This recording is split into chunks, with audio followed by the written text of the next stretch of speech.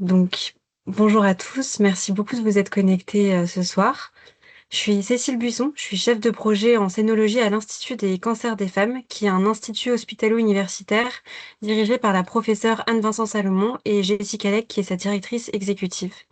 La mission de cette IHU est de mieux comprendre les cancers des femmes pour mieux les prévenir, les diagnostiquer et les soigner et diminuer leur impact sur la qualité de vie. Aujourd'hui, j'ai le plaisir de modérer ce webinaire que nous organisons à l'occasion de la Journée internationale des cancers du sein lobulaire. Ce webinaire va se dérouler comme suit. Donc, d'abord, Françoise Fégé, qui est représentante du collectif Triplette Rose, nous présentera son vécu au travers quelques pages de son roman graphique Cancer Royal. Ensuite, nous écouterons le docteur Caroline Mahler et Romain David Seban qui nous feront un topo sur l'imagerie dans le cancer du sein lobulaire, mieux voir pour mieux soigner. Et finalement, nous aurons un échange avec Laure Guéroux-Acolas, représentante de patients en réseau. Donc, je vous propose de garder vos questions pour les moments dédiés, mais n'hésitez pas à intervenir dans le chat si vous avez des questions également. Donc, hop, Françoise, merci beaucoup d'être parmi nous ce soir. Donc, j'ai bien les slides que vous m'avez envoyés et n'hésitez pas à m'indiquer quand est-ce qu'il faut les passer. Et du coup, je vous laisse la parole. Merci. Un grand merci. Je suis très honorée de démarrer cette présentation. Donc voilà, je débuter par des remerciements vraiment à l'Institut des cancers des femmes et à l'Institut Curie. C'est un privilège pour moi en tant que malade d'introduire en fait un peu le sujet à travers mon expérience. D'autant plus que je sais que mon témoignage n'est pas forcément confortable à entendre. Voilà, donc merci de l'accueillir. Donc, je suis ambassadrice du collectif Triplette Rose, qui est constitué de femmes qui sont atteintes de cancer du sein triple négatif. En ce sens, je fais un petit coucou à mes acolytes, Claude Coutier, notamment sa présidente, qui est là, et également Marion, et peut-être d'autres. Voilà, alors moi, je suis une triplette un peu particulière dans notre collectif, puisque j'ai un cancer triple négatif et lobulaire. En ce sens, j'ai le privilège d'avoir un cancer qui est une rareté. C'est un peu passé, je dois vous dire. Mais cela dit, il y a un an, nous éditions quasiment jour pour jour avec le collectif Triplette Rose ce livre, qui est donc un roman graphique qui s'appelle Cancer Royal, qui apporte une large place à cette question du retard de diagnostic lié au caractère lobulaire et qui va me servir d'illustration. Donc, c'est plus particulièrement sous l'angle du retard de diagnostic, moi, que j'aborderai ici le sujet du cancer du sein lobulaire en lien avec mon expérience. Je commence par me présenter. J'ai 54 ans, je suis parisienne. J'ai travaillé 30 ans dans la culture. Je suis en couple. Ah, j'entends des voix, mais tout va bien, vous m'entendez? Oui, je vous entends, je vais muter les micros. Voilà, c'est bon, tout va bien. Merci beaucoup. Donc, oui, je me présentais. J'ai 54 ans, je suis parisienne, j'ai travaillé donc 30 ans dans la culture, je suis en couple. J'ai un fils qui va avoir 17 ans et je dois vous avouer que je ne me suis jamais sentie concernée jusqu'à il y a quelques années par le risque d'un cancer. Pour la bonne raison, je n'ai pas de cancer dans ma famille, je n'ai pas non plus de mutation génétique. J'avais le sentiment d'avoir une bonne hygiène de vie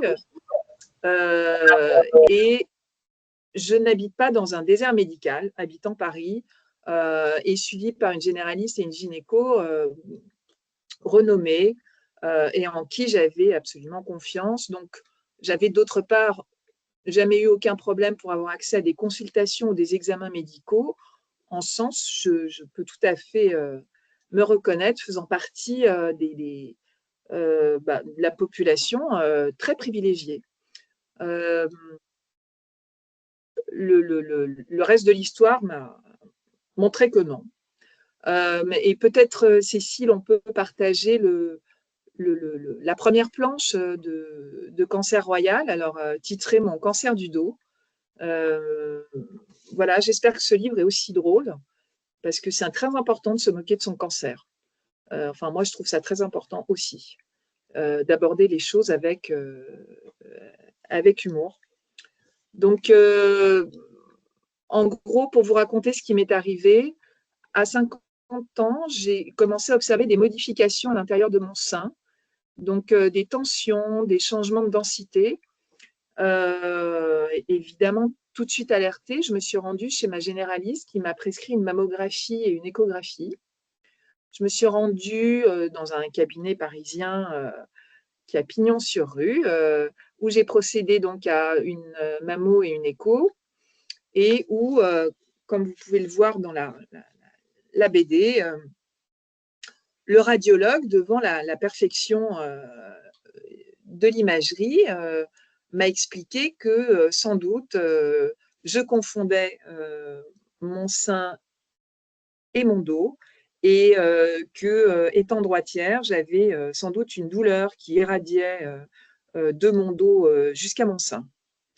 J'étais assez peu convaincue par l'explication. Je suis retournée voir ma généraliste, qui m'a parlé de l'apparition d'un phénomène inflammatoire, en fait, et qui m'a donné une pommade. Je suis retournée également voir la gynécologue, qui m'a confirmé que les images étaient nickel et qui n'a pas du tout été inquiétée par les palpations et par mon ressenti. Tout ça a duré plusieurs mois. Mon sein continuait à poursuivre sa transformation. Je retournais voir encore ma généraliste, qui m'a expliqué que je travaillais trop, que sans doute je faisais un burn-out, et qui m'a prescrit du Prozac. Cela dit, je travaillais trop à l'époque, ça c'était vrai. Et donc 1 an après la première consultation, je suis encore retournée voir ma gynécologue avec cette simple phrase en lui disant: «Mais madame, j'ai mon sein qui pousse». Et enfin, devant l'évidence des signes cliniques, rougeur, boule, douleur, elle m'a envoyé faire une biopsie dans un climat d'inquiétude qui était tout à fait palpable. Et donc en quelques jours, j'ai appris que j'avais un cancer du sein triple négatif de type lobulaire, qui s'était déjà largement métastasé et dans mes ganglions et dans mes os. Autrement dit, il a fallu 5 consultations et 3 médecins différents, qui m'avaient d'abord dit que je n'avais rien, et puis ensuite, voilà, il a fallu attendre cette ultime consultation pour déclencher des examens supplémentaires. Peut-être, Cécile, on peut montrer la deuxième planche, euh, qui s'appelle Guérir du ressentiment. Parce qu'effectivement, j'ai eu un retard de diagnostic qui m'a fait passer d'un cancer que l'on guérit au stade localisé dans 80% des cas à un cancer qu'on dit à mauvais pronostic. Sans doute, le livre, la rédaction, mais aussi les rencontres que j'ai faites m'ont aidé à guérir du ressentiment, faute de pouvoir guérir de ce cancer. Mais cette question me paraît également centrale. Donc, j'ai raconté cette histoire et sa suite dans Cancer Royal. Aujourd'hui, je vis et j'ai eu, je crois, beaucoup de chance jusqu'à maintenant dans mon parcours de soins, parce que j'ai rencontré des oncologues formidables. J'ai aussi bénéficié de traitements qui ont donné de bonnes réponses jusqu'à maintenant. Mais je suis sous chimio permanente et je le resterai jusqu'à la fin de ma vie. Et depuis une année, alors il y a pas mal de choses qui ont changé suite à mon livre. D'une part, j'ai eu de nombreux retours de témoignages de femmes qui ont traversé la même situation sans bien comprendre ce qui leur était arrivé. Moi, j'insiste sur l'absence non seulement d'informations sur la question du cancer du sein lobulaire, mais en fait, juste en tant que malade, de compréhension. C'est-à-dire que moi-même, j'ai mis du temps à comprendre. ce qui s'était passé durant cette année. Comment on passe de, excusez-moi de la raillerie, mais madame, pourquoi vous tenez absolument à avoir un cancer, à madame, c'est trop tard, nous ne pouvons plus vous guérir. Donc,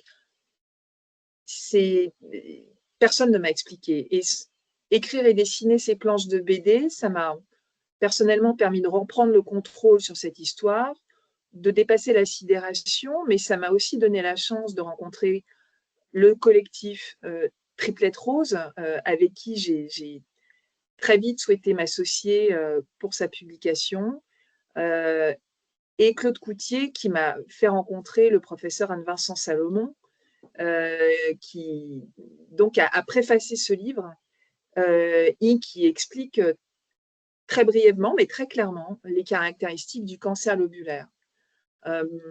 Pour moi, cette préface, elle a été décisive parce que j'ai compris ce qui m'était arrivé.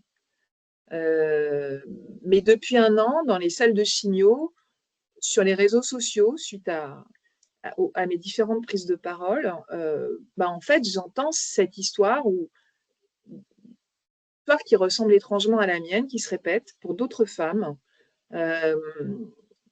qu'on a mis du temps à croire, parce que leurs images de mammographie étaient nickel. Et sur le stand d'Octobre Rose, jeudi dernier, encore à la Salpêtrière, une toute jeune femme me racontait la même histoire. Donc, voilà un peu le sentiment comme ça que face à l'imagerie, nos paroles et nos ressentis n'ont rien pesé, et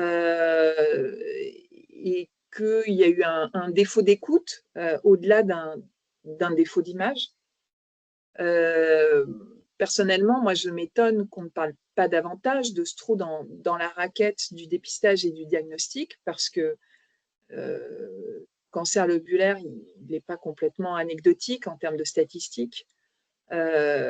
Et donc, c'est un trou aussi dans la raquette des médecins de ville, parce que souvent, les généralistes, les radiologues, les gynécos, ce sont eux nos interlocuteurs. Et précisément dans mon cas, ce sont eux qui ont généré ce retard d'examen supplémentaire. Et puis, je dois vous dire qu'il y a aussi eu plusieurs médecins généralistes qui ont lu mon livre et qui ont manifesté une certaine incrédulité par rapport aux faits que je raconte. Il y a aussi des femmes qui me disent encore « ça ne pourrait jamais m'arriver car moi, je suis très bien suivie ». Donc moi, j'ai un peu le sentiment que nous, patientes, malheureusement, quand on s'intéresse au cancer du sein lobulaire, c'est qu'on en a un. Moi, ça a été mon cas. Hein. Je ne savais pas que ça existait. Et c'est parfois bien tard. Voilà. Donc, j'espère de tout cœur que vous allez ce soir nous apporter un peu de lumière et de perspective sur cette question. Et surtout, je vous remercie infiniment d'organiser cette rencontre parce que c'est vraiment grâce à ce type d'événement qu'on réussira à tirer de l'ombre ce sujet du cancer lobulaire pour les patientes, mais aussi, je l'espère, pour tous les acteurs du dépistage et du diagnostic.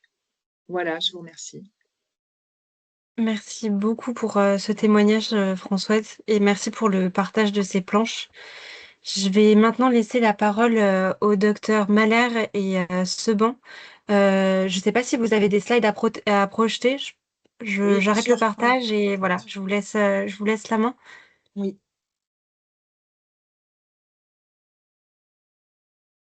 Donc, bonsoir à tous. Caroline Mahler, je suis médecin radiologue. Voilà, c'est difficile de prendre la parole après un témoignage aussi bouleversant et qui, effectivement, met en lumière une difficulté importante de l'imagerie mammaire. Et voilà, je vais essayer de l'évoquer dans cette présentation. J'espère que ce ne sera pas trop technique. En tout cas, moi, je suis disponible pour essayer de reprendre des éléments qui seraient pas clairs. N'hésitez pas en fin de présentation à poser vos questions. Donc, des petits éléments de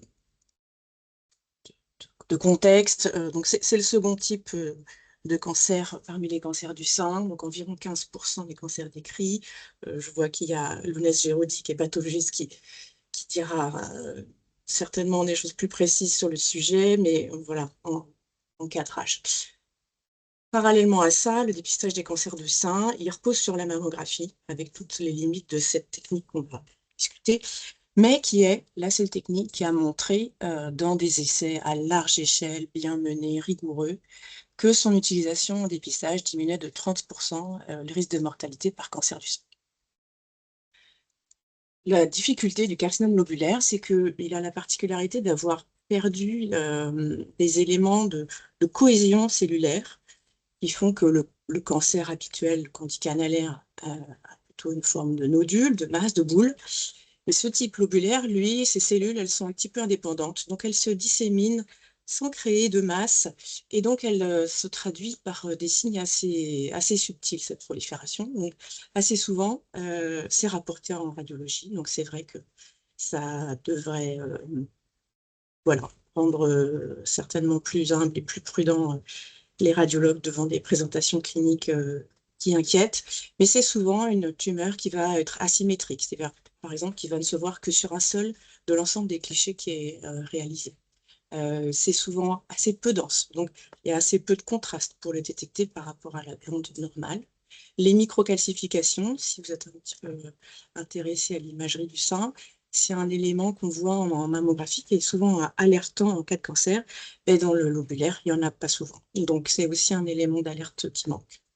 Enfin, ce qu'on appelle les distorsions architecturales, c'est des ruptures d'architecture, c'est-à-dire le sein qui n'est pas tout à fait organisé de la même façon.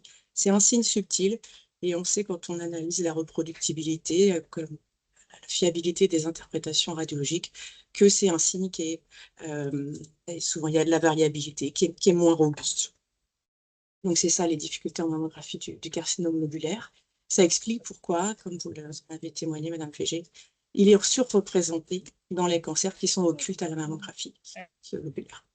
Il est surreprésenté dans les présentations de discordance, c'est-à-dire d'une anomalie clinique qui n'est pas expliquée par l'imagerie. Et c'est ces contextes-là qui devraient effectivement amener à faire des examens complémentaires de type IRM ou imagerie plus sophistiquée dont on va parler. Là aussi, plus souvent, à cause de ces caractères particuliers, la taille est plus souvent sous-estimée. C'est-à-dire que sur un bilan mammographique où on peut penser que la tumeur est localisée, mais finalement, à la chirurgie, ça va correspondre à une tumeur beaucoup plus large, avec beaucoup plus de reprises, parce que les tumeurs ne sont pas réséquées en totalité.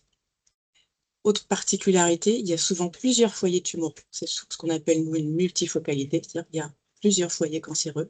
Et là aussi, on peut parfois en méconnaître un ou deux, et donc avoir des surprises à la chirurgie.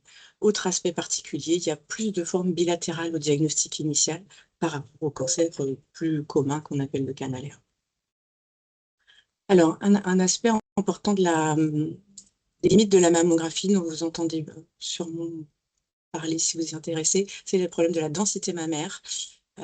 Donc, c'est un élément qui, selon les bonnes pratiques, doit être rapporté dans votre compte-rendu de mammographie, que le radiologue va donc coder en 4 stades. Donc, vous avez les stades ici, du sein le plus clair, c'est-à-dire en gros le plus graisseux, donc qui est une structure qui se laisse bien traverser par les rayons X. Donc, vous voyez qu'une tumeur qui sera plus dense, comme ici, c'est un petit peu de tissu mammaire normal, mais une tumeur sera beaucoup plus facilement détectée que dans un sein de extrême densité, type D par ici, vous voyez à droite, où le sein est très dense, très blanc, et donc on va perdre ce contraste naturel entre la glande et une tumeur qui se développe, et donc la mammographie va moins bien détecter les cancers dans les seins denses.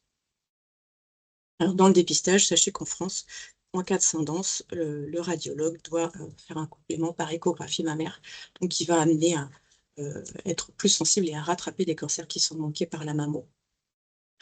Donc, en échographie, on n'a pas ce problème de densité mammaire, c'est quelque chose qui n'est pas limitant, donc ça va permettre également de diriger des biopsies et donc d'être plus sensible.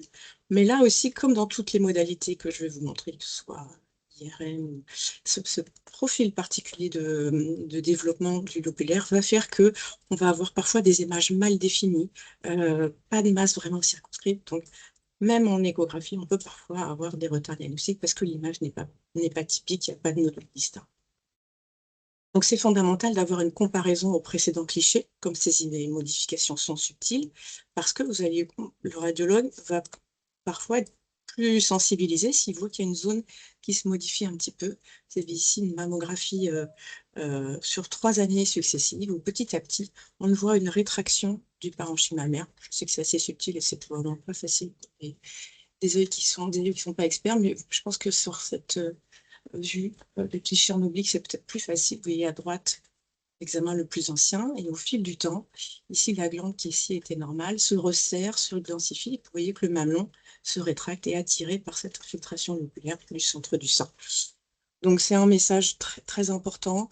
Quand vous allez dans un cabinet de radiologie, amenez bien toujours, non pas vos comptes rendus antérieurs, mais toutes vos images, et pas que la dernière mammographie, parce que souvent, les lobulaires peuvent avoir une croissance assez lente, et donc l'affichage de mammographie sur 2, 3, 4 ans, ça sensibilise sa détection. Donc, c'est vraiment fondamental d'arriver chez votre radiologue avec toujours le maximum de mammographie, compte rendu et images comprises pour avoir une comparaison vraiment attentive des images. Donc l'IRM, c'est plus sensible que la mammographie pour le diagnostic du carcinome lobulaire infiltrant. C'est plus précis pour estimer la taille de la tumeur, le nombre de lésions, dont je vous ai dit que le lobulaire était plus souvent fait de lésions multiples, et puis pour reconnaître les lésions contralatérales qui sont parfois plus petites, donc plus facilement occultes également à la mammographie. Donc, sachez que dans nos recommandations nationales, il n'y a pas d'indication de le faire systématiquement pour le carcinome lobulaire, mais c'est quand même recommandé dans les circonstances qui sont caractéristiques de la présentation du lobulaire, c'est-à-dire justement quand il y a une discordance, une anomalie clinique qui ne trouve pas son explication par l'imagerie, une difficulté de préciser la taille parce que la présentation à l'imagerie est difficile. Donc, ce sont des indications reconnues d'IRM. Ici, vous donc, si tu es une situation d'avoir une anomalie clinique qui n'est pas expliquée par l'imagerie, vous êtes en droit de parler, d'évoquer l'IRM avec votre médecin pour aller plus loin. Donc ici, un exemple, vous voyez, un sang dense qui n'est pas facile, c'est ça les calcifications, ces petits points blancs. Il y a un clip ici, donc il y a un petit élément en métal qui a été posé après la biopsie. Vous voyez que même en sachant où se trouve ici ce carcinome lobulaire infiltrant, vraiment, on ne le détecte pas à la mammographie. En échographie, par contre, il était plus facilement visible avec cette plage irrégulière, avec ce qu'on appelle une atténuation. Vous voyez que c'est cette plage noire ici en arrière qui silhouette cette tumeur qu'on voyait bien à l'IRM. Le rond noir, c'est le clip qui donne un artefact, parce que l'IRM est magnétique, donc le métal crée un petit artefact. Il y a ici la tumeur mammaire du sein droit, et à gauche, à peine perceptible, une petite lésion rétro-aréolaire en arrière du mamelon qui était mise en évidence par l'IRM. Alors, on a des évolutions technologiques en mammographie. On est là aussi pour porter un message d'espoir et de foi en le progrès. La tomosynthèse, c'est une mammographie particulière en 3 dimensions, c'est-à-dire que c'est un peu les principes du scanner. Il y a une petite illustration ici. En fait, l'appareil de mammographie, le tube qui déclenche les rayons X, va bouger au-dessus du sein comprimé, et ça va pouvoir amener à reconstruire des images d'1 millimètre d'épaisseur. Donc, c'est plus précis. Donc, vous avez ici un exemple avec une mammographie. Il y a un carcinome lobulaire infiltrant ici, c'est compliqué à détecter. Et vous voyez qu'en tomosynthèse, donc le radiologue a cette pile d'images comme au scanner, donc il se balade dans le volume, et donc on perçoit beaucoup mieux. Je vais être ici, je vais faire une pause. Ah, voilà, une masse spiculée, beaucoup plus évidente pour nous radiologues en tout cas, à détecter grâce à la tomosynthèse. Donc, c'est montré qu'elle permet d'avoir un meilleur taux de détection des cancers du sein. Il y a des soucis qu'il faut reconnaître dans le dépistage pour intégrer cette technique parce qu'il faut, donc c'est lourd en poids d'image, ça crée une irradiation supplémentaire.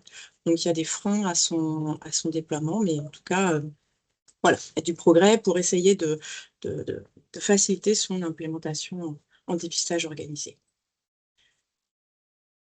Autre évolution intéressante de la mammographie, c'est ce qu'on appelle l'angiomammographie. Je vais passer sur la diapositive suivante pour vous montrer en quoi ça consiste. Donc, c'est un examen de mammographie qui est combiné à l'injection d'un produit de contraste, comme les produits de contraste du scanner. Donc, ça se fait en cabinet de mammographie dans les mêmes conditions. Donc, c'est quand même assez facile.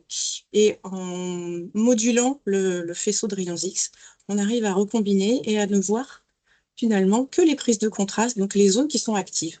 Donc ici, vous aviez un cancer lobulaire qui était difficilement perceptible. Là aussi, un tendance en profondeur du sein. Et l'angiomammographie va permettre de rehausser la prise de contraste d'une deuxième lésion. Et avec la recombinaison des images, vous voyez qu'on a pu effacer la densité mammaire pour ne garder que la traduction des lésions. Donc c'est une alternative qui est validée à l'IRM et voilà, qui peut être intéressante quand il y a des difficultés d'accès à l'IRM. Ici, vous avez une autre présentation qui est assez caractéristique des lobulaires, qui n'est pas forcément très connue. C'est un sein qui petit à petit se réduit de volume, ce qu'on appelle le shrinking breast en anglais. Donc, vous voyez la symétrie, elle est assez franche, avec un sein droit, qui s'est petit à petit lentement rétracté. En échographie, on perçoit une plage hypoéchogène qui est un petit peu irrégulière. Vous voyez qu'en IRM, la teinte est beaucoup plus large.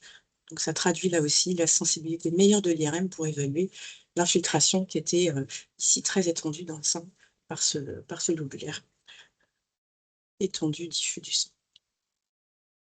Quid de l'intelligence artificielle? Il y a encore assez peu de données. Vous savez qu'en radiologie, c'est un domaine où l'intelligence artificielle fait des progrès très rapides et qu'on a des outils de détection qui assistent le radiologue pour indiquer les zones où l'intelligence artificielle perçoit des anomalies. Donc, vous voyez que sur ce sein, qui était en fait, bon, dont je vous ai montré qu'il était pris en masse, on a une classification intermédiaire qui le détecte, mais ne le caractérise pas forcément comme quelque chose de très suspect, et sur une zone très focalisée alors que la teinte est étendue. Et pourquoi? Parce que là aussi, le cancer lobulaire est un peu sous-représenté dans les données qui servent à entraîner les modèles d'intelligence artificielle. Donc là aussi, il y a besoin de revenir vers les développeurs de ces outils pour enrichir les sets et attirer l'attention sur le lobulaire pour adapter ces techniques parce qu'elles sont quand même surtout actuellement performantes pour détecter les masses plus classiques des carcinomes canalaires. En termes de biopsie, donc on peut le prélever sous différentes modalités, mais la particularité du lobulaire, donc c'est voilà, typiquement cette présentation, comme je vous ai dit, un peu en file indienne, éparpillée, pas très bien limitée. C'est comme si vous vouliez attraper l'araignée sur sa toile. Le ciblage, il est plus incertain que quand vous allez cibler un nodule très évident et bien circonscrit, donc, sur lequel vous savez très bien que votre ciblage va être plus facile. Donc là aussi, les biopsies qui rassurent faussement parce que le ciblage n'a pas été idéal, ça peut arriver aussi et c'est une des limites qu'on constate dans la prise en charge du carcinome lobulaire. Je dirais quelques mots de l'attente métastatique parce que Romain David va le traiter plus largement que moi parce que ses modalités d'imagerie sont plus adaptées. Donc il y a des disséminations assez particulières, caractéristiques du lobulaire par rapport au carcinome non spécifiques qui sont des atteintes préférentielles au tube digestif, à l'ovaire, à l'utérus, à la vessie, au péritoine, au méninge, plutôt que les atteintes pulmonaires ou cérébrales des carcinomes classiques. Les atteintes osseuses et hépatiques vont être assez communes aux deux formes. Donc là aussi, ces particularités de forme, de localisation, font aussi qu'il y a des retards diagnostiques dans les atteintes, dans la reconnaissance des atteintes métastatiques, avec par exemple des atteintes oculaires qui mettent du temps à être reconnues, de l'abdomen ou du pelvis. Et donc voilà, on travaille à informer les radiologues, à présenter ces aspects dans les congrès pour augmenter la connaissance de ces particularités et voilà, faire qu'il y ait moins de retard diagnostique sur ces formes particulières. J'en terminerai avec une modalité qui se développe, qui s'appelle l'IRM du corps entier. Vous voyez que vous allez voir les larges champs d'examen qu'on fait en médecine nucléaire avec présentation de Romain David. En IRM aussi, on peut couvrir assez largement pour avoir des examens uniques assez étendus. Il y a quand même des problèmes d'accès, il faut reconnaître, à ces examens qui sont longs, qui demandent quand même de l'expertise, mais qu'on l'avantage de ne pas être irradiant, d'avoir des sensibilités de détection qui sont intéressantes. Donc là aussi, c'est quelque chose qu'il faut développer et rendre plus accessible. Voilà, donc j'en ai terminé. J'espère que voilà, vous avez une perception maintenant un peu de pourquoi on constate ces limites dans la détection en imagerie, comment vous pouvez alerter, ou en tout cas, voilà, informer les femmes autour de vous que l'IRM doit être proposé quand il y a un symptôme clinique qui n'est pas expliqué par l'imagerie. Et voilà, je suis disponible pour répondre à vos questions. Je vous remercie. Merci beaucoup, Caroline. Je vous propose de garder vos questions pour la fin. Je pense que certains d'entre nous ont des contraintes de temps. Mais voilà, Romain, David, je vous laisse la parole. Bonjour tout le monde, est-ce que vous avez les diapos à l'écran ou Oui, pas? moi je vois bien de mon côté, merci. Oui. Super. Et vous l'avez en diaporama, enfin en plein écran ou Non, pas plein écran, on plein voit. écran? Alors, faut que je le mette en plein écran. Est-ce que là, vous l'avez en plein écran? C'est parfait, merci beaucoup. Super. Donc oui, bonjour à tout le monde. Moi, je suis le docteur Romain David Seban. Je travaille en médecine nucléaire sur le site de Saint-Cloud de l'Institut Curie. Et je suis très honoré de faire cette présentation parce que ça a un sens vraiment tout à fait singulier de parler à des patientes. Donc voilà, je suis assez touché par le témoignage et honoré de pouvoir parler aussi de mon métier auprès de vous. Donc l'idée, c'était, comme Caroline l'a introduit, de passer sur le volet médecine nucléaire dans le cancer du sein lobulaire, mieux voir pour mieux soigner. Donc très brièvement, je vais assez vite sur le début, mais juste parler un tout petit peu du contexte et de ce qu'on fait en médecine nucléaire. Donc on utilise des produits qui sont très très faiblement radioactifs, qu'on appelle des radiotraceurs, qui sont préparés, qui sont injectés par voie intraveineuse.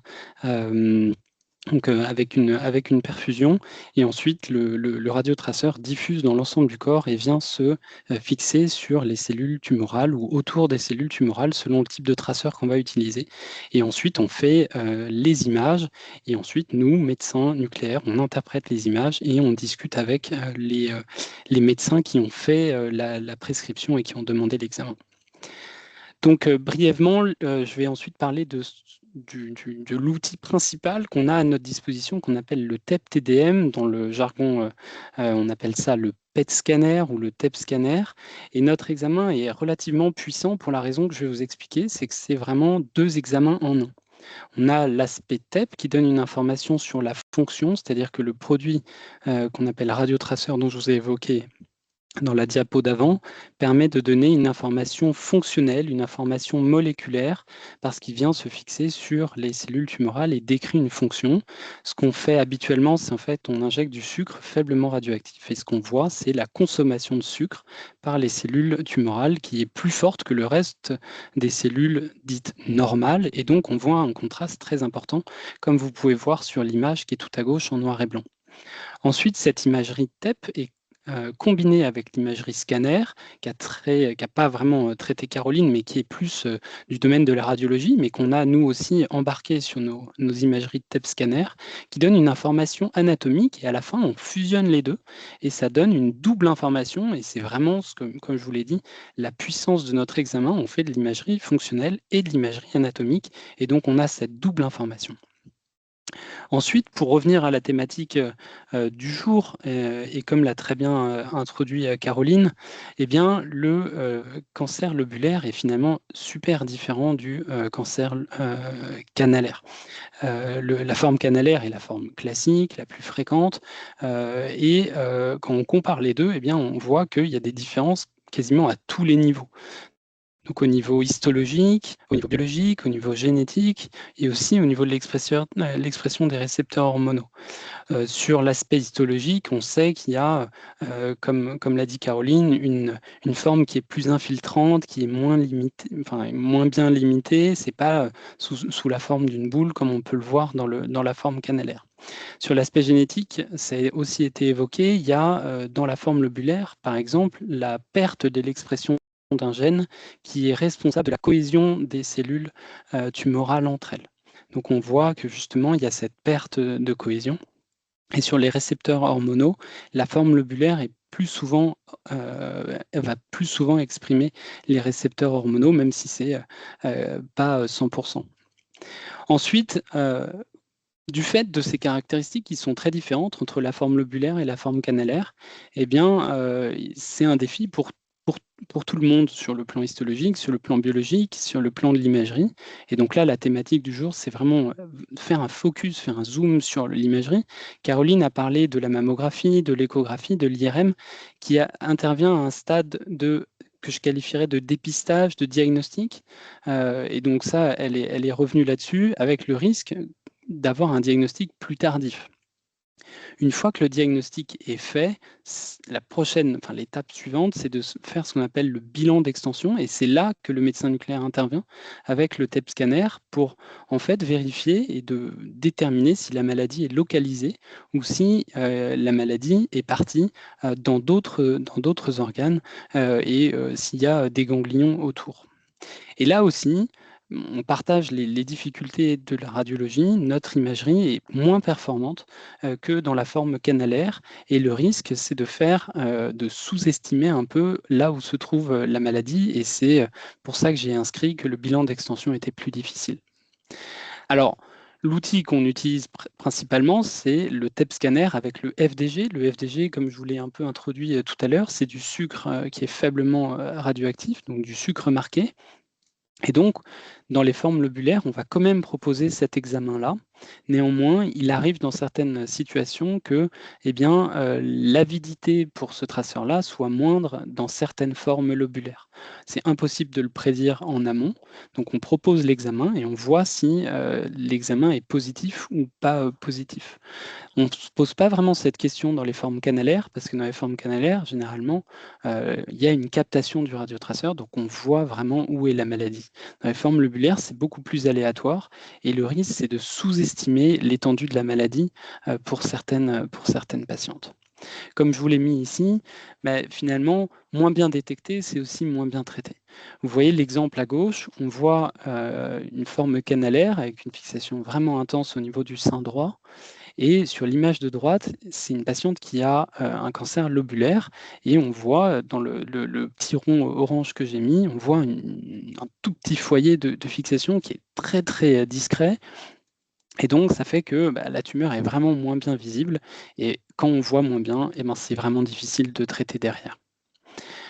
Et donc, dans ce contexte-là, vous avez bien compris qu'il y a à l'Institut Curie et dans d'autres centres, je dirais, experts dans le cancer lobulaire, il y a toute une aire de recherche qui est très active pour essayer de trouver des nouveaux outils, et notamment en médecine nucléaire, pour trouver des nouveaux radiotraceurs qui vont permettre de détecter justement ces formes lobulaires qui consomment très peu de sucre pour mieux caractériser la maladie, pour mieux voir où se trouve la maladie et aussi essayer de mieux comprendre. Donc on va essayer de développer des nouveaux outils de médecine nucléaire.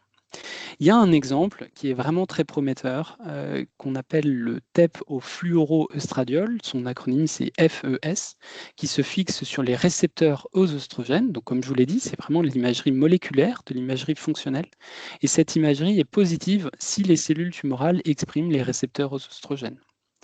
Et donc, c'est un outil qui est disponible. Ce n'est pas du domaine de la recherche. Il y a un aspect de recherche sur cette thématique-là, mais c'est un outil qui est à disposition actuellement et donc qui est très utile, d'une part, comme je l'ai évoqué, pour savoir où se trouve la maladie, déterminer s'il y a des métastases.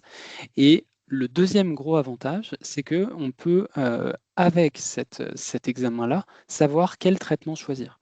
Évidemment, vous comprenez bien que si on détecte avec notre imagerie la présence de récepteurs aux oestrogènes, aux hormones, on peut envisager un traitement qui va être efficace derrière, comme l'hormonothérapie. Donc on peut aussi prédire l'efficacité d'un traitement avant même de l'avoir donné grâce à cet outil. Et donc, en continuant sur ce nouvel outil qui est le TEP-FES, on sait que, et c'est relativement récent, que c'est une vraie alternative dans la forme lobulaire parce qu'il est plus sensible.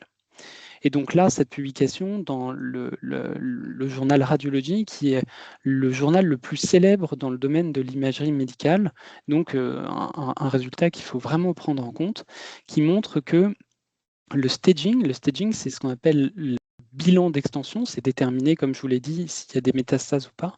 Quand on prend l'outil classique qui est le FDG, on détecte correctement où se trouve la maladie dans 70% des cas. Donc il y a 7 patientes sur 10 pour lesquelles on voit clairement ce qui se passe, mais il y a 3 patientes sur 10 où clairement on rate quelque chose et on rate des lésions.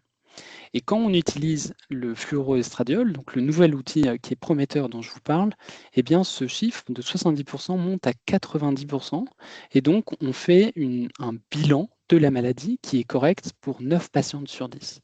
Donc on rattrape en fait un défaut de sensibilité qu'on a avec l'outil qu'on utilise actuellement.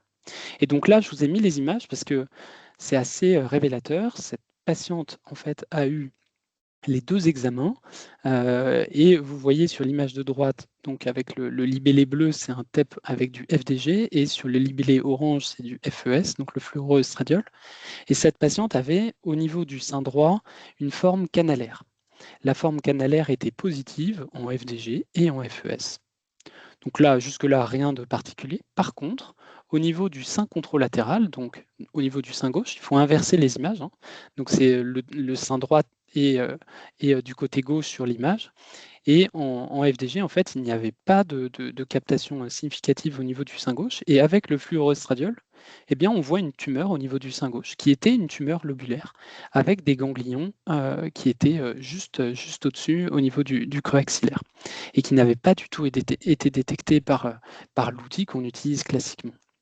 Donc on voit le potentiel intérêt de cet outil-là, notamment lorsque le TEP au FDG est pris en défaut. Et comme je vous l'ai dit juste avant, la puissance de ce nouvel outil prometteur ne s'arrête pas à juste détecter où se trouve la maladie, mais aussi de prédire l'efficacité d'un traitement. Et donc là, je vous ai remis une image pour vous montrer chez cette patiente qui a eu, pareil, les 2 modalités d'examen, FDG puis FES. On voit une atteinte qui est vraiment caractéristique du lobulaire au niveau de son sein droit, qui est relativement diffuse en nappe, avec une fixation qui n'est pas très très importante.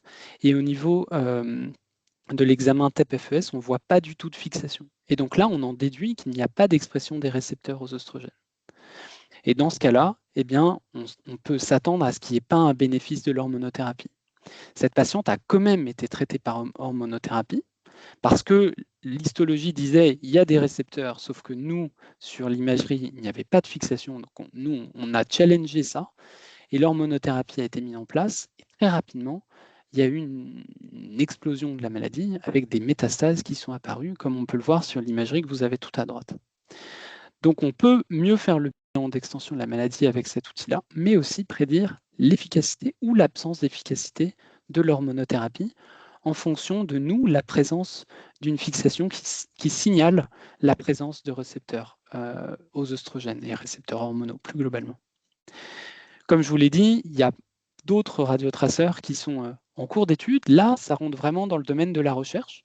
Donc, c'est des outils qui ne sont pas tout de suite disponibles, mais qui sont en cours d'exploration, qui vont cibler tout un tas de mécanismes. Donc, ça peut être des mécanismes de réaction cellulaire autour de la tumeur. Donc, c'est ce qu'on appelle le stroma péritumoral. Et donc là, on a des outils qui viennent cibler tout particulièrement ça, qui donnent des résultats qui sont vraiment intéressants. On a aussi des marqueurs de l'hypoxie. L'hypoxie, c'est les zones de tumeurs qui sont très peu oxygénées. Et donc ça, on a aussi des outils pour bien caractériser ça et qui vont avoir un intérêt tout particulier dans la forme lobulaire, mais vraiment du domaine de la recherche. Mais je suis quasiment certain que certains d'entre eux vont arriver dans le soin courant dans les années à venir.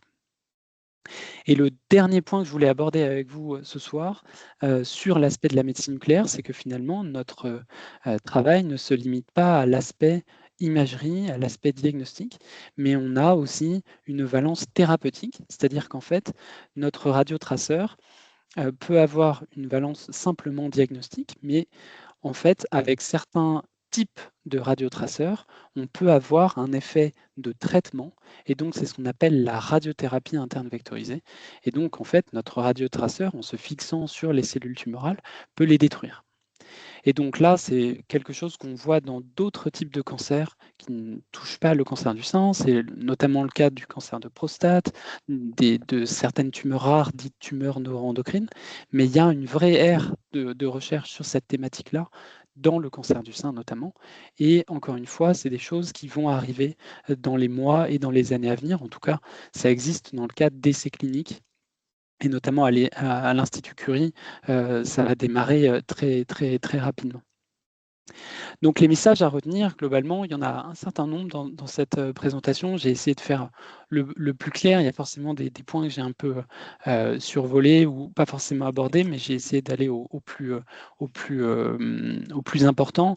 Comme je l'ai dit, vraiment, et comme l'a dit Caroline, les problématiques de radiologie, finalement, on les retrouve en médecine nucléaire avec une vraie difficulté à détecter la forme lobulaire du fait de son phénotype plus infiltrant, mal limité, une fixation moins intense, une captation moins forte au niveau du radiotraceur par rapport à ce qu'on utilise classiquement, donc le sucre faiblement radioactif. Néanmoins, il y a des nouveaux outils. Le fluoroestradiol, c'est un outil qui est extrêmement prometteur, qui est à disposition, qui n'est pas du domaine de la recherche, qui peut donner et répondre à beaucoup, beaucoup d'interrogations.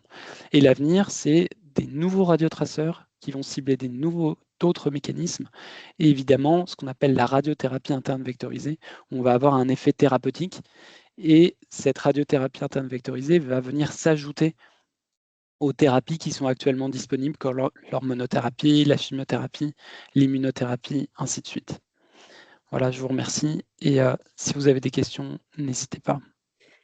Merci beaucoup, Romain David, pour ces belles perspectives. Et merci à vous deux pour ces deux présentations complémentaires. Encore une fois, je vous propose de garder, j'espère que c'est pas trop frustrant, désolé, vos petites questions pour la fin, ou de les poser dans le chat en attendant. Et je vais laisser la parole à Laure Guéroult-Acolas. Merci beaucoup. Hop, Bonsoir, j'arrête le donc merci partage. beaucoup de me donner la parole, je suis ravie d'être là. Je vais être vraiment rapide parce que justement, je pense que le temps d'échange, il est extrêmement essentiel.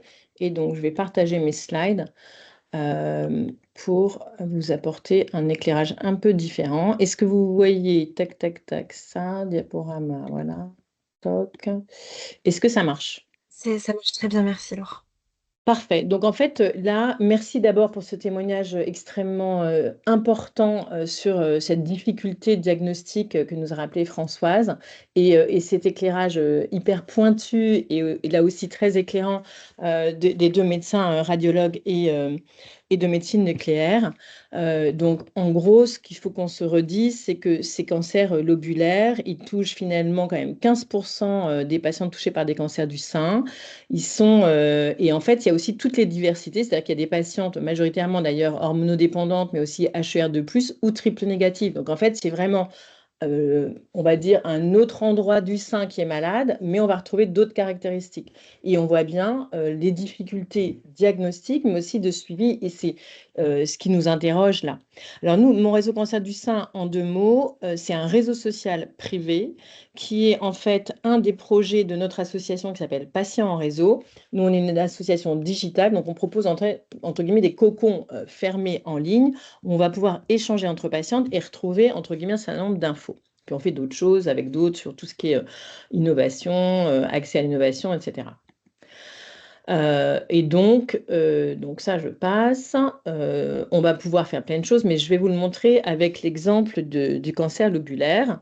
Et donc, typiquement, voilà, quand j'arrive sur mon réseau cancer du sein, j'ai un réseau social privé qui ressemble à ça. Alors, ça peut être une application mobile aussi. Là, je vous ai montré les écrans de quand je suis sur l'ordinateur, donc avec un site Internet. Et donc, je vais pouvoir échanger avec d'autres sous un pseudo. Donc, ça permet déjà aussi de garder son anonymat. On ne donne pas ses références, son mail, son numéro de téléphone à quiconque. C'est vraiment, on navigue sous un pseudo et on peut, j'allais dire, étoffer un profil avec notamment la possibilité de dire qu'on a un cancer lobulaire. Si j'arrive et que je cherche dans la barre de recherche en haut lobulaire, en fait, je vais pouvoir trouver différentes choses. Je vais pouvoir trouver là, en fait, des conversations. Donc, je vais pouvoir retrouver des posts où récemment, tel ou tel patient a échangé sur son parcours de cancer du sein lobulaire. Je vais pouvoir retrouver un groupe d'échange dédié sur les cancers lobulaires. Donc là, tout le monde a un cancer lobulaire.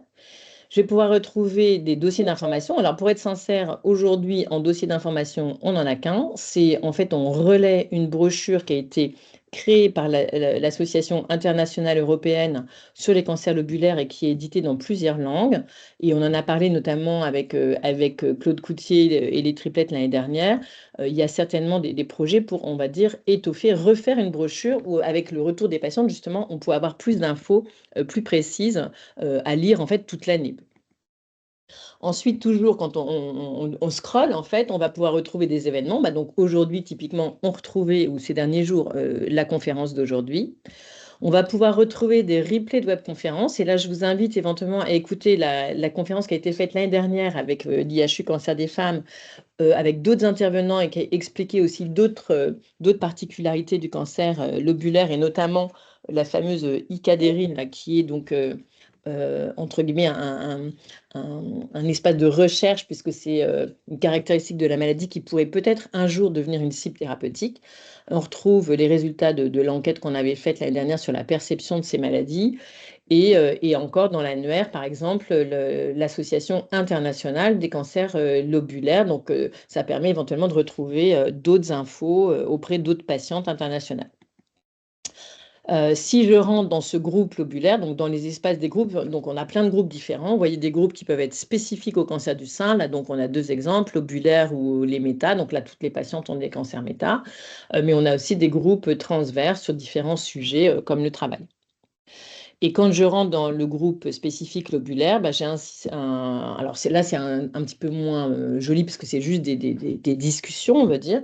On a un fil général et puis en fait, à la demande des patientes, on a fait aussi un sous-groupe pour les personnes qui avaient un lobulaire in situ. Et vous voyez sur le côté, on peut voir également, en fait, on va retrouver en un clin d'œil des dossiers dédiés ou des webinaires, donc la brochure, d'autres réseaux comme Femnet, la brochure triple négative, puisqu'en fait, à chaque fois qu'il va y avoir ce côté lobulaire dans un dossier en mots-clés, ça va lui permettre de ressortir dans ce groupe-là. Donc, typiquement, par exemple, si comme Françoise, je suis touchée par un cancer lobulaire et que je suis aussi touchée par un cancer triple négatif. Alors, si je ne connais pas encore les triplettes, bien sûr, ça va venir tout de suite après, mais du coup, ça permet de retrouver là aussi la brochure sur les cancers du sein triple négatif, etc. Donc, c'est vraiment l'idée, c'est notre positionnement d'association, c'est de faciliter l'échange entre pairs au quotidien, mais aussi faciliter le repérage de ressources utiles qui peuvent être produites, donc comme aujourd'hui par des institutions, des médecins, ça peut être par d'autres associations. Et voilà, donc on espère comme ça être un peu utile. Voilà, et je me tais pour les questions. Voilà.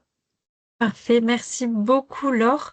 Alors j'ai vu qu'il y avait quelques questions dans le chat, mais n'hésitez pas à lever la main pour prendre la parole. En attendant que vous leviez la main, j'ai quelques questions plutôt pour l'instant pour Romain David. Est-ce que le TEP-FES peut assurer la surveillance lorsque le cancer est métastasé, os méningé? Et j'en profite pour la seconde. Est-ce que le TEP-FES a vocation à remplacer à terme le TEP-FDJ? Bon, ouais, c'est des vraies questions. La première question, c'est assurer la surveillance. Pas vraiment, c'est pas vraiment utilisé comme ça. C'est plutôt utilisé avant pour bien caractériser la maladie et prédire l'efficacité de l'hormonothérapie lorsqu'il y a une histologie en faveur d'une tumeur qui est RH positive, donc qui exprime les récepteurs aux hormones. Pas vraiment pour la surveillance. On a notamment un petit souci, c'est qu'en fait, à partir du moment où le radiotraceur vient se fixer sur le récepteur aux oestrogènes, mais les traitements d'hormonothérapie, certains aussi, et du coup, en fait, le récepteur est saturé. Du coup, après, une fois que le traitement est mis en place, on ne voit plus rien parce qu'en fait, notre radiotraceur ne peut plus venir se fixer dessus. Donc il y a certaines situations où c'est vraiment pas une bonne idée de le faire, on le ferait vraiment pour rien. Donc cette question-là, pas vraiment. Pour la deuxième question, est-ce que ça a vocation à remplacer le TEP-FDG? C'est une excellente question. Pour le moment, on ne peut pas répondre. Par contre, ce qu'on sait, c'est que c'est hyper complémentaire. C'est-à-dire que si le TEP-FDG permet de répondre, probablement qu'il faut s'arrêter là. Par contre, Si on est certain qu'il y a une tumeur lobulaire et que le FDG ne montre rien, comme je l'ai montré sur certaines diapos, c'est à ce moment-là qu'il faut proposer un complément d'exploration avec le TEP-FES pour justement maximiser la probabilité de voir quelque chose. Et là, dans ces situations-là, on voit que c'est plus précis et plus sensible. Donc, je dirais plus complémentaire. Super, merci beaucoup. Je vais alterner questions dans le chat et questions en live. Laure, je vous laisse la parole. Moi, j'avais une question pour le docteur Caroline Mahler. Vous avez parlé de l'imagerie, de la mammographie en tomosynthèse. Et ma question, puisqu'il y a vraiment un enjeu de meilleure détection de cette maladie lobulaire, est-ce que dans les recommandations pour les radiologues qui font le dépistage organisé, ces nouvelles technologies, enfin ces appareils, entre guillemets, sont du coup privilégiés? Est-ce que vous pouvez nous dire, en fait, si c'est un parc, entre guillemets, qui est, je sais pas, 20%, 50%, 80%, est-ce que c'est quelque chose, par exemple, qu'on doit faire un peu circuler, c'est-à-dire si j'ai une première mammo qui dit rien, mais j'ai l'impression quand même que ça va pas, parce qu'on voit bien quand même que les patientes, c'est elles qui insistent pour qu'on continue à chercher, parce qu'on voit dans ce témoignage qu'il y a vraiment ce ressenti, il se passe un truc, c'est pas normal, il faut qu'on trouve ce que c'est. Est-ce que c'est, on va dire, un examen quand même globalement assez diffusé? Est-ce qu'on peut le demander, la tomosynthèse? Est-ce que vous pouvez nous éclairer là-dessus? Oui, alors c'est une question pas facile parce que on est sûrement dans un tournant technologique, mais qui n'est pas encore complètement pris. C'est-à-dire que les études montrent que c'est enfin, que c'est performant, que ça augmente le taux de détection par rapport à la mammographie standard, pour un type, le plus souvent, de constructeurs particuliers. Donc, on n'a pas forcément des données pour toutes les machines qui sont installées en France et disponibles. On a de la littérature pour certains constructeurs plus particuliers, un petit peu plus prééminents. Il y a une question d'irradiation qui est augmentée. Or, le dépistage, quand même, en ultra majorité, il s'adresse à des patientes asymptomatiques qui vont bien et qui sont saines. Donc, il y a quand même toujours cette préoccupation de ne pas irradier outre mesure. Et actuellement, comme on est donc dans ce tournant où la tomosynthèse n'est quand même pas suffisamment validée de manière suffisamment homogène pour qu'on shift complètement que sur la tomo, pour l'instant, on est souvent dans une combinaison de la mammo standard, dont je vous ai dit qu'elle avait cette preuve fondamentale qu'elle réduit la mortalité et qu'elle a référence, qu'elle est standard de qualité. Donc, on est en train de faire souvent un mélange de la 2D, de la mammo standard et de la tomosynthèse. Et là, il y a un petit surcroît d'irradiation. Alors, par contre, on voit bien dans les études de santé publique qui sont organisées par les structures compétentes que ça reste quand même dans du domaine d'irradiation qui est raisonnable et qu'il ne faut pas avoir particulièrement peur du cancer radio-induit. Hein. C'est tout de suite l'idée qu'on a. Si on augmente l'irradiation, c'est est-ce qu'on va induire des cancers par les rayonnements? Donc, il y a cette balance qui fait qu'effectivement, vous ne verrez pas de tomosynthèse forcément reconnue et appliquée partout dans le dépistage organisé, qu'elle peut être plus facilement accessible dans le dépistage qu'on appelle individuel. C'est le médecin généraliste qui fait la prescription pour la mammo plutôt que la convocation. Donc, ça explique cette position encore un peu pas complètement claire de la tomosynthèse. Voilà, vous avez parlé de est-ce qu'une femme peut demander s'il y a quelque chose. Il faut vraiment distinguer je suis indemne, je suis convoquée, je vais à mon examen et je vais dans un centre qui est bien et j'ai un problème. Et pour nous, c'est une situation diagnostique.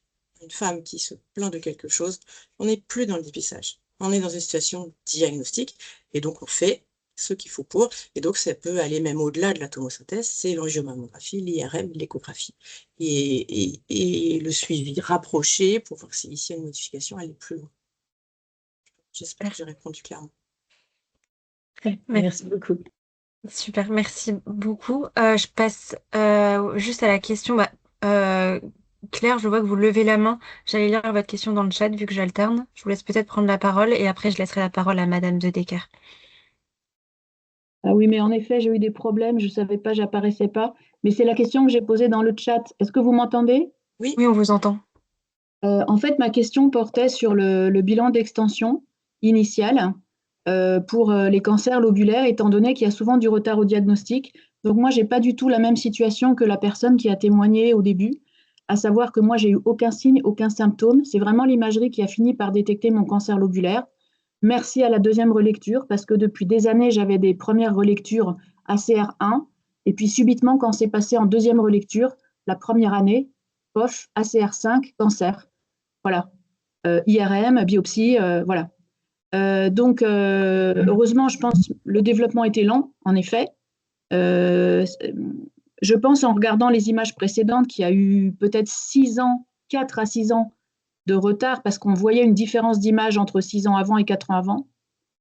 Mais donc, moi, j'ai eu un cancer, en fait, petit, multifocal, mais avec des tumeurs petites, pas de ganglions atteints, enfin, un grade assez faible, je pense, ou un stade, je ne sais plus très bien, un Ki 67 pas très élevé. Et donc, j'ai eu aucun bilan d'extension. Et ma question était, est-ce qu'il ne faudrait pas, dans les processus un peu standards, rendre systématique ce bilan d'extension par imagerie dans le cas d'une affection lobulaire, parce qu'on sait que souvent, il y a du retard à la détection et que donc, il peut avoir métastasé. Donc moi, je suis métastasée et ma détection de métastase a été faite complètement fortuitement parce que je me suis fait enlever les ovaires parce qu'il y avait eu un cancer des ovaires dans ma famille, donc rien à voir. Consultation oncogénétique recommandant de m'enlever les ovaires. Et dans les ovaires, on a constaté qu'il y avait des cellules métastatiques du sein. Et sinon, on serait passé à côté complètement, quoi. Je ne l'aurais pas su. Voilà. est-ce que Romain David, tu veux répondre? Ouais, je peux répondre. En fait, ça pose, du coup, ça pose deux questions. La première question, en fait, c'est vraiment la question sur le bilan d'extension. Et c'est vrai qu'on a tendance à considérer le lobulaire comme le canalaire. Et en fait, le canalaire, on propose un bilan d'extension basé sur la probabilité qu'il y ait des métastases à partir de l'outil qui permet de détecter justement ces métastases-là. C'est-à-dire qu'en fait, si théoriquement, les caractéristiques nous font évoquer une probabilité très faible de métastase, voire proche de zéro, en fait, on ne propose pas le bilan d'extension. Le souci dans le canalaire, dans la forme canalaire, vous m'arrêtez si je ne suis pas clair. Dans la forme lobulaire, en fait, comme on n'a pas un outil qui va être extrêmement précis pour faire ce bilan d'extension, eh ben c'est vrai que c'est extrêmement difficile de se dire, OK, la probabilité est proche de zéro, donc on ne fait pas de bilan d'extension. Donc vous avez raison, on aurait tendance, il faudrait faire un bilan d'extension le plus possible, proche de 100%, pour justement essayer de traquer les éventuelles métastases pour adapter le traitement. Mais la problématique, c'est justement cet outil pour le bilan d'extension et il n'est pas parfait, il est loin d'être parfait. Et comme j'ai essayé de le présenter, c'est vraiment là-dessus en tout cas que nous, on essaie de travailler pour justement optimiser et avoir un peu comme il existe dans le canalaire, un outil de bilan d'extension qui soit robuste. Voilà. Et là, en l'état, c'est pas encore le cas. Merci beaucoup. Je vais laisser la parole à Madame de Decker et ensuite on finira avec la question de Claude Coutier sur les essais cliniques spécifiques au cancer du sein lobulaire. Oui, bonsoir. Merci pour vos présentations. C'est vraiment très, très intéressant. Un seul regret, je suis ingénieure, j'aurais dû faire médecine. Bon, ça c'est à côté de ça. J'ai une question plus générale, en fait. Quelle est la place de l'intelligence artificielle dans les analyses, dans l'analyse des données, dans les diagnostics? Quand je vois le nombre, je vais à différents hôpitaux, je reçois des documents, je reçois des photos, je reçois etc. Comment est-ce que ça se passe? Est-ce que toutes ces données sont consolidées et réinjectées dans des systèmes d'intelligence artificielle? Est-ce qu'il y a des choses qui sont en progrès? Est-ce que ça se passe au niveau national, au niveau international? Voilà, merci. Si je peux me permettre, on peut peut-être donner la parole à Lounès Giraudy. Et tu peux peut-être parler de ce que vous prévoyez de faire sur l'intelligence artificielle, parce qu'il y a des projets Exactement, assez chouettes à faire. exactement. Je suis pathologiste, donc je suis anatomopathologiste à l'Institut Curie. Je suis justement au MSKCC où je fais 1 an de recherche donc à New York, c'est un centre de lutte contre le cancer, pour spécifiquement sur l'intelligence artificielle dans les carcinomes lobulaires. Alors moi, je suis plus focalisé sur le versant diagnostic histologique au microscope et sur la biologie du carcinome lobulaire. Donc on a pu décrire ces dernières années justement certaines spécificités des carcinomes lobulaires, l'AE-cadérine, son rôle central en fait, pour modifier la cellule tumorale, mais aussi tout le micro-environnement tumoral autour. C'est ce qui explique que, en fait, ce cancer est mal détecté par les techniques usuelles. Il y a très peu de réactions de l'environnement autour. Hein. C'est ce qu'on détecte habituellement dans le cancer avec les examens d'imagerie. Et on a un projet actuellement d'intelligence artificielle pour faire des diagnostics plus précis, plus reproductible et mieux prédire l'évolution et voire même identifier certaines cibles thérapeutiques. Il y a aussi un volet qui va être développé spécifiquement également avec Caroline sur la partie radiologique. Donc, comment on peut utiliser l'intelligence artificielle pour les carcinomes lobulaires. Le fait est que le carcinome lobulaire, c'est quelque chose. Il y a un dogme dans les cancers du sein. Ce qui compte, c'est la classification moléculaire des cancers du sein, c'est-à-dire savoir si la tumeur est luminale, HER2 ou triple négative. Et au-delà de ça, le type histologique, finalement, les oncologues et les médecins l'utilisent assez peu. Alors Corps Dépendance, ils l'utilisent peu parce qu'en fait, la connaissance, elle n'est pas encore aboutie sur ce type histologique lobulaire. Et il faut vraiment qu'on avance pour savoir comment utiliser les spécificités biologiques pour mieux diagnostiquer et pour mieux le traiter. Et en fait, c'est ce qu'on est en train de faire actuellement. Donc, voilà. Donc, c'est une réponse qui est très générale, mais on est activement dessus pour utiliser toutes les ressources d'intelligence artificielle pour faire des diagnostics plus précis, mieux prédire l'évolution et identifier éventuellement des cibles thérapeutiques. Ça, voilà. Mais vous le faites sur base des données qui viennent d'où? Parce que, par exemple, moi, je vais dans un hôpital X, dans un autre hôpital, je fais une IRM, dans un autre hôpital, un PET scan, dans un autre hôpital. Est-ce que tout ça, c'est consolidé et remonté ou pas? Est-ce que ça se fait au niveau régional, national, international? Alors, si Caroline, c'est peut-être répondre sur le versant, Oui. sur l'imagerie, ouais. C'est souvent par centre. On n'a pas encore effectivement mais c'est effectivement en tout cas dans les développements attendus, ce qu'on appelle un PACS, c'est avoir le réseau d'images qui soit national. C'est-à-dire qu'effectivement, on puisse dire Madame S est allée à ces images là, et tout est sur son nom. Mais pour l'instant, effectivement, c'est pas le cas. Et donc, c'est centre par centre. Donc là, dans le projet dont on parle avec l'UNES, où effectivement on va essayer de contribuer à l'imagerie, c'est effectivement des examens de nos centres. Alors nous, on collecte aussi les examens faits à l'extérieur. Une patiente qui vient chez nous, si son IRM est faite à son hôpital de proximité, si elle arrive avec son CD-ROM ou si elle est connectée par serveur, on va pouvoir le recueillir. D'accord. Donc voilà, ouais, c'est les enjeux effectivement de collection de l'information sur le territoire national vont être très importants dans les développements international à long terme. Merci. Je vous en prie. J'ai vu qu'il y avait d'autres questions. Malheureusement, on a pas mal dépassé du coup le temps. Pour les biopsies liquides, je pense ça donnera lieu peut-être à d'autres échanges. Je vais vous remercier.